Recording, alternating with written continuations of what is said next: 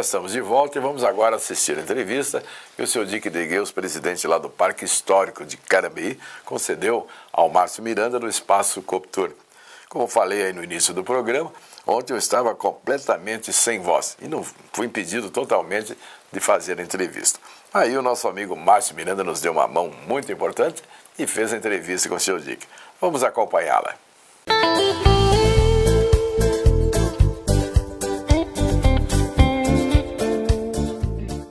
Vocês devem estar estranhando eu aqui no lugar do Walter. Na verdade é que ele torceu demais para o Operário nesse final de semana e está completamente sem voz, está afônico. Aí ele me pediu socorro para eu vir aqui hoje fazer a entrevista no lugar dele. E eu fiquei muito contente, porque vou entrevistar uma pessoa que, além de um amigo, é um companheiro de trabalho, né? O Dick Degueus, presidente da Coptur. Só que hoje ele veio falar aqui do Parque Histórico de Carambeí, do qual ele também é presidente. Boa noite, Dick, tudo bom? Boa noite, Márcio, tudo bem, tudo bem. Um prazer estar aqui com você. Prazer estar aqui conversando com você, no lugar do Walter, né? E a ideia é a gente conhecer um pouco mais do trabalho do Parque Histórico de Carambeí, que hoje é uma referência de turismo, né? E a gente queria ouvir de você como é que surgiu essa ideia da criação do parque, como as coisas aconteceram, Dick? Pois é, na verdade ele começou quando o Carambeí comemorou seus 75 anos de fundação, né?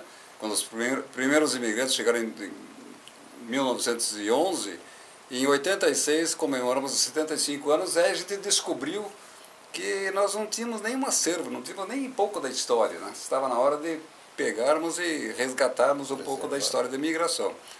E assim, principalmente o Frank Dijkstra e eu começamos a buscar um pouco desse acervo e começamos a trabalhar, juntamos mais algumas pessoas e de uma forma tranquila, lenta, mas muito gostosa, conseguimos arregimentar muitos documentos, muitos objetos assim, e fomos formando um acervo muito interessante. Começou na Casa da Memória lá. Daí em 2011, né, um bom tempo depois, conseguimos adquirir um espaço, né, que era um estábulo de gado, por sinal foi do meu pai, né, que foi construído em 1946. E esse estábulo hoje, naquela época, se tornou a Casa da Memória, né, onde nós colocamos tudo aquele acervo, colocamos um pouco da história e também fizemos, né, com a comunidade, tudo por artesãos da comunidade, um mini parque, né, que já tínhamos uma ideia de construirmos um parque histórico. Mas como não tínhamos recursos, não tínhamos condições, construímos uma maquete. Sim, que inclusive está lá até hoje, né? Está até hoje, exatamente.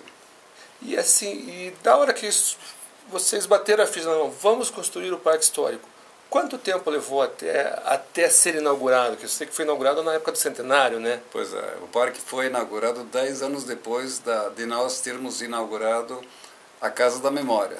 Levamos 10 anos para conseguir um espaço, né? E foi naquele mesmo local que nós conseguimos o espaço cedido pela Batavo.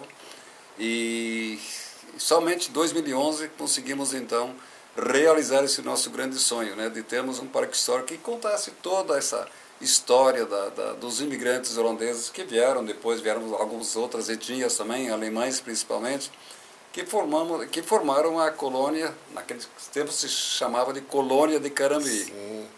E como é que a comunidade recebeu a ideia de montar um parque histórico lá, Dick? Eles se entusiasmaram, né? Porque nunca ninguém se envolveu demais e de repente um grupo, né, que formamos uma diretoria, começou a trabalhar e começamos a envolver toda a comunidade, né? Foi muito gostoso, né? Pena que isso não persiste até hoje, mas naquele tempo a gente realmente passou horas extremamente prazerosas. O parque ele é uma associação, né, Dick? Ou seja, como é que funciona a gestão dele, assim?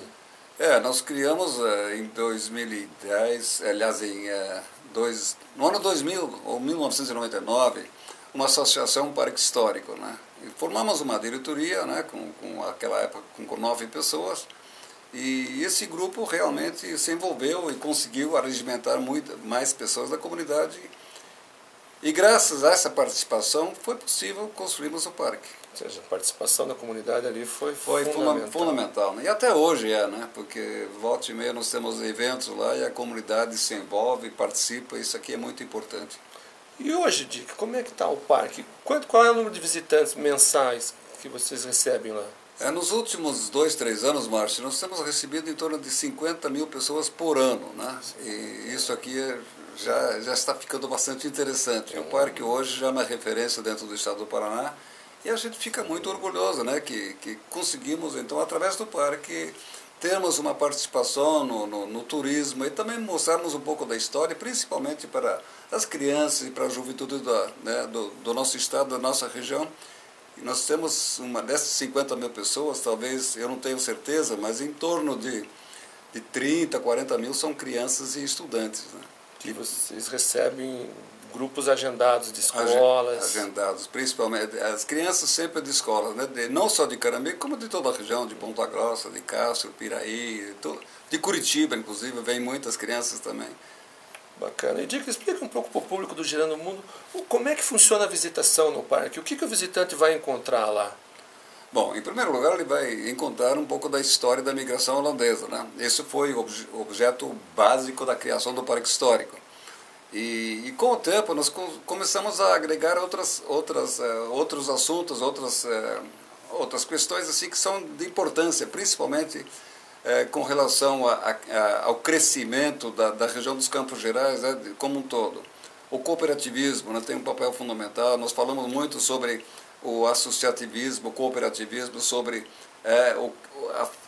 como foi importante a religião, né, a fé desses primeiros pioneiros que chegaram lá, porque as dificuldades eram enormes. Né? Sim, e se não fosse, digamos, essa fé, e não fosse também a educação, manter o nível cultural dessas crianças que estavam crescendo junto com os pais, mesmo não tendo escolas, eles foram educados, foram alfabetizados, e depois, em 1925, quando eles chegaram à conclusão que estava indo relativamente bem, mas faltava um braço comercial.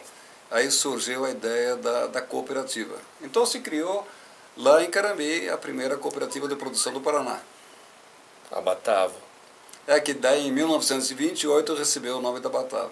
Certo. E o parque ele tem a Vila Histórica, que hoje é a principal atração, né?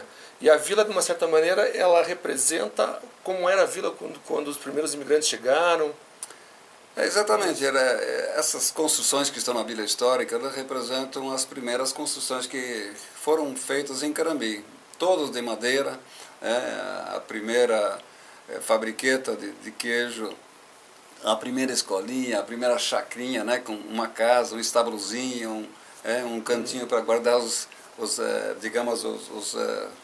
implementos agrícolas, que eram extremamente rudimentares. E isso foi, e também a marcenaria e a ferraria, que eram extremamente importantes, porque naquele tempo se estragava uma máquina ou qualquer implemento agrícola ou, digamos, da atividade pecuária, para vir a Ponta Grossa, não tinha como, levava 1, 2 dias, né? Sim. Então o marceneiro, o ferreiro era extremamente importante. Sem dúvida. E me conta uma coisa em relação à alimentação, o que o turista vai encontrar lá no parque? Hoje, bom, o parque ela foi criada e com aquele objetivo que eu falei, né, de mostrar um pouco da história, depois a questão da sustentabilidade, cooperativismo, etc.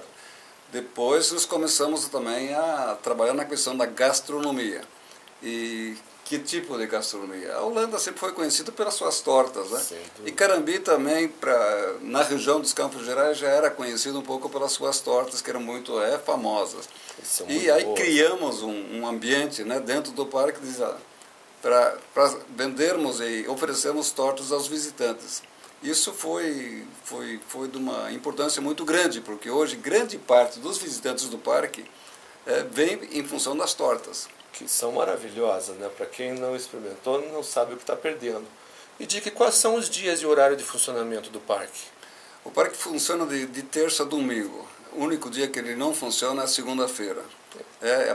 Ele abre para o público às 11 horas e vai até o último turista sair do parque. E nós temos hoje também no parque um restaurante, né, que funciona nos feriados e sábados e domingos. E esse restaurante está crescendo também, se oferece uma comida, uma mistura de holandês, de indonesiano e da comida brasileira. E é um prato que está sendo apreciado por muita gente, né? Todas as pessoas que vão lá, eles ficam entusiasmados com aquela culinária, aquela mistura toda, né? Isso, na verdade, é também o que aconteceu com os imigrantes holandeses, né? Se integraram com a comunidade daqui da região dos Campos Gerais, com alemães, com portugueses, com todas as raças, e hoje nós formamos temos dentro do parque também uma grande festa, que é a festa dos imigrantes, né? Onde não relembramos somente a história dos holandeses, mas também de todas as outras etnias que fizeram os Campos Gerais. Bacana. A gente vai falar um pouco mais sobre a festa dos imigrantes no próximo bloco. Vamos para o intervalo e voltamos já.